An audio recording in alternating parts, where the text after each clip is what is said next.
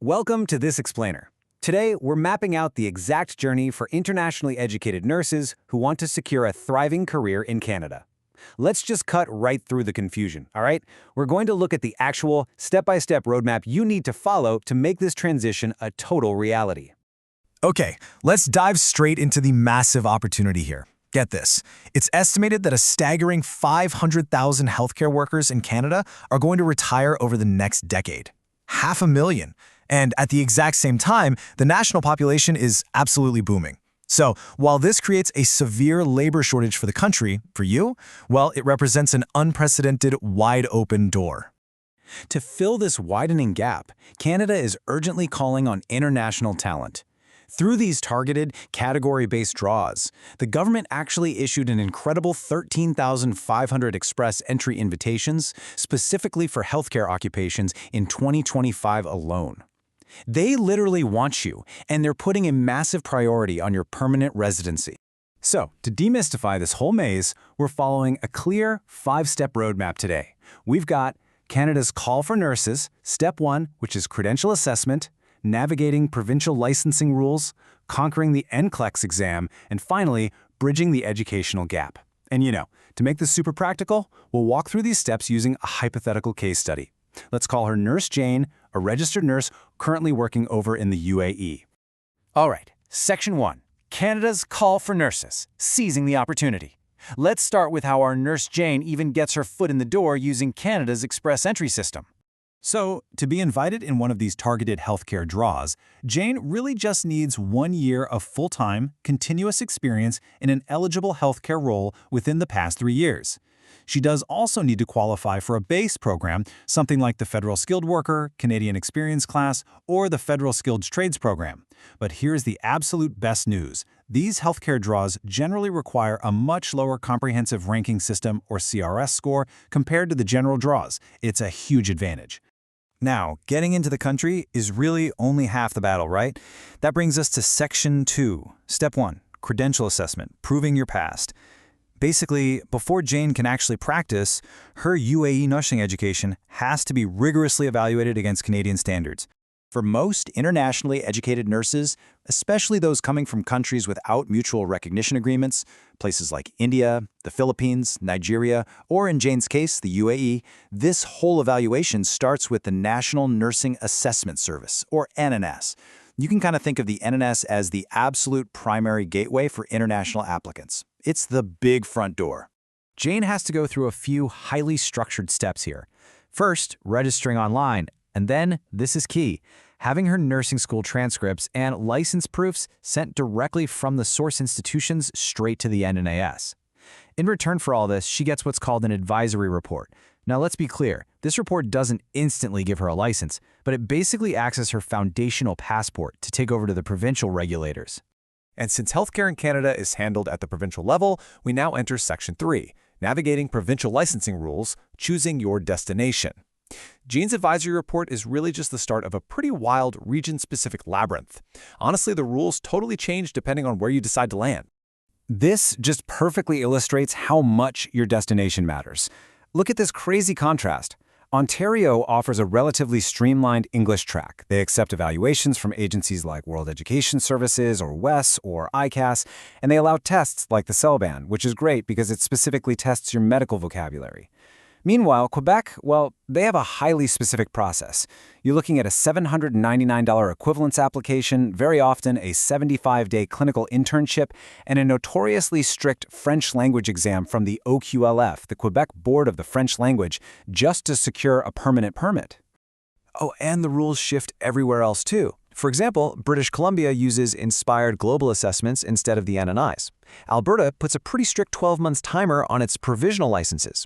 Manitoba, on the other hand, is incredibly flexible. They actually offer 8 different ways to prove your English proficiency.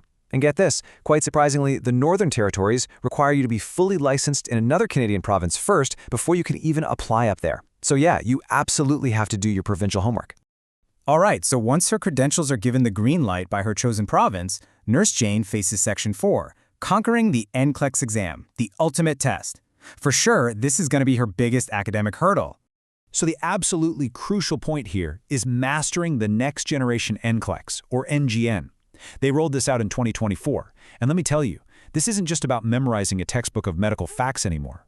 It's heavily based on the clinical judgment measurement model. That means it's testing your real-world clinical judgment, your safety protocols, and exactly how you react on the fly to highly complex patient care scenarios. But wow, here is some amazing news for Jane. She doesn't have to hop on a plane to Toronto or Vancouver to take this exam. Because it's administered by Pearson VUE, she can actually take it at an international testing center right there in the UAE. This is a game changer because it entirely bypasses the massive headache of applying for a Canadian visitor visa just to go sit in a testing room. Now, this does spark a very common and frankly kind of frustrating scenario for our hero. What happens when Nurse Jane crushes the NCLEX? Her credentials are fully verified, but she doesn't actually have her Canadian permanent residency or legal work permit in her hand yet. What then? Well, she definitely doesn't have to just sit around and wait. Jane can navigate this tricky gap by securing a provisional or conditional license from her provincial regulator. Basically, this license screams to the world that she meets the professional standards, even if she doesn't have the legal right to work just yet. Having that provisional license in her pocket makes her incredibly attractive to Canadian healthcare employers. It makes it so much easier to win a job offer from someone willing to sponsor her work permit through a Labor Market Impact Assessment, or LMIA. Okay, let's move on to our final hurdle, Section 5, bridging the educational gap, upgrading your skills. Now, what if Jane's initial NNAS assessment or her provincial review actually comes back and says her UAE education falls just a little short of Canadian requirements?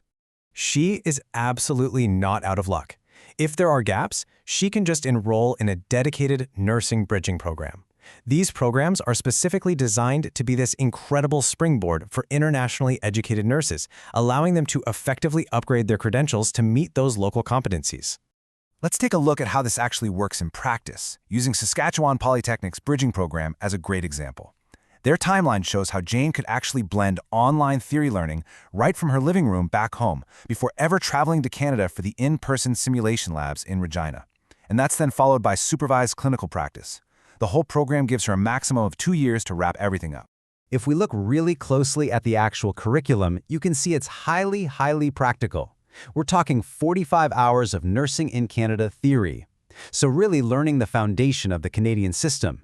Moving on to a 75-hour clinical skills lab, and then the whole thing culminates in 240 hours of strict, preceptored clinical practice education, just to prove without a doubt that she's fully ready for the floor. Alternatively, let's say Jane had chosen to settle in Quebec. Her gap bridging is going to look a little bit different.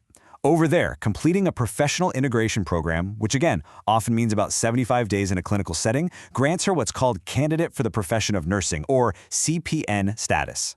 This is a really cool special status because it actually allows her to work and perform certain nursing activities under supervision while she's busy preparing for her final exams. So, let's bring this all together.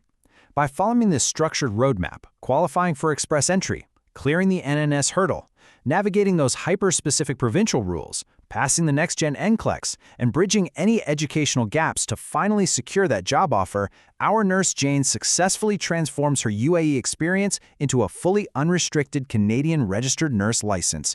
She did it. Ultimately, what you should really take away from this explainer is that yes, the bureaucracy is daunting, honestly the paperwork is heavy, and the rules practically change from border to border. But the reward of persisting, joining a world-class healthcare system that offers permanent residency, high pay, and massive job security, it is absolutely 100% worth it. With 500,000 retirements looming on the horizon and an infrastructure that is just desperate for skilled international talent, the door to Canada is wide open right now. The roadmap is literally in your hands. So the only question left is, are you going to keep waiting or are you ready to go start your NNAS profile today?